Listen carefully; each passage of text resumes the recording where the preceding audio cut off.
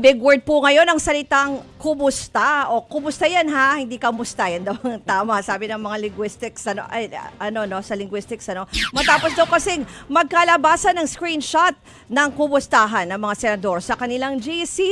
Ang isang miyembro ng minorya ipinuntong paano naman mangangamusta pa? Napanood nga daw nila ang ilang senador na nagfe-Facebook live pa nung mismong mga oras o ilang minuto matapos ang barilan. Narito po ang report ni Mean Los Baños. Natatakot po ako na kailangan ko na magpaalam sa mga anak ko. Pero nung pagkatapos ng lahat, pagtingin ko ng group natin, yung dating majority group, walang ni isa sa inyong nangamusta sa amin. Some of you I've known for 20 years, 10 years. And I didn't even hear any of you say, kamusta na kayo dyan? Napakasakit na sa akin. Sobrang sakit. Umiyak si Senator Pia Cayetano sa plenaryo kahapon.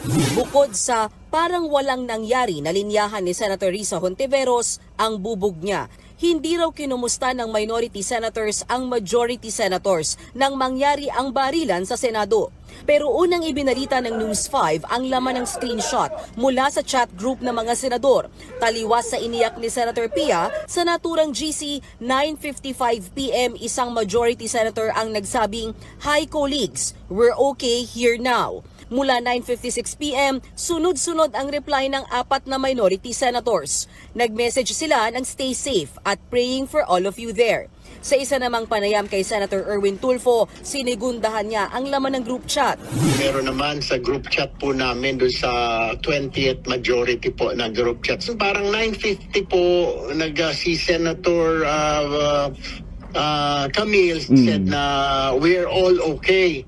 Sunod-sunod na po 9:55 yata, 9:56 nag-text na po si I think si Senator Migs, si Senator Sherwin, keep safe, si Senator Bam, ako din po, sa akin po 9:57 po pumasok, praying for all of you. So baka hindi lang po nakita ni Senadora Pia or dahil sa commotion or sa sobrang takot po.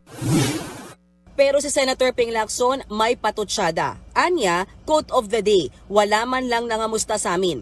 Paano raw ba kukumustahin ang mga masayang nagkakainan, nagkakape at naka-Facebook live pa para pagbintangan na ang minority bloc na may alam daw sa nangyaring barilan sa Senado?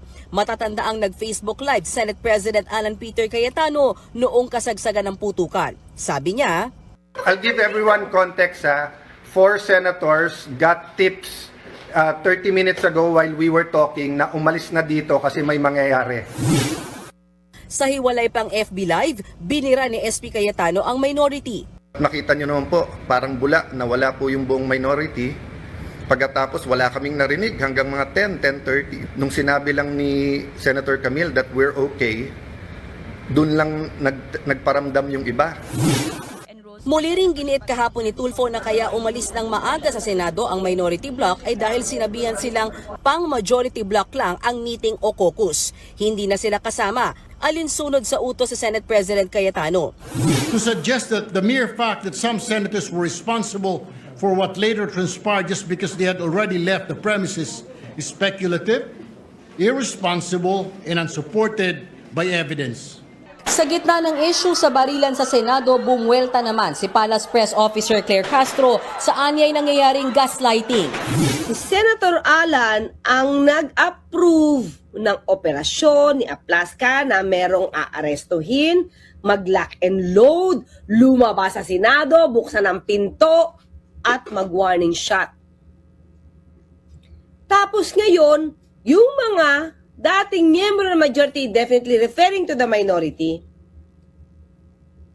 hinahanapan niya pa ng, kamusta kayo dyan? Sinusubukan naming kunan ng pahayag ang kampo ni Senator Pia Cayetano pero wala pa siyang tugon sa amin. Nakatakdang pag-usapan at isapinal ng mga senador kung bubuo ba sila ng Committee of the Whole at kung magsasagawa ng pagdinig kaugnay sa nangyaring barilan sa loob ng Senado. Oras na bumuo ng Committee of the Whole, ibig sabihin lahat ng senador pwedeng magtanong at makilahok sa nasabing pagdinig. Some of you I've known. Takot na takot Mga kapatid, patuloy po kayong tumutok sa 105.9 True FM para sa totoong balita, impormasyon, music, and entertainment. Mag-subscribe sa aming YouTube channel at podcasts. At sundan nyo rin po kami sa Facebook, Instagram, X, TikTok sa True Network PH. Bisitahin din po ang aming website, truefm.ph at panoorin kami sa True TV Signal Channel 19. Kami po ang 105.9 True FM. Laging true sa'yo, kapatid.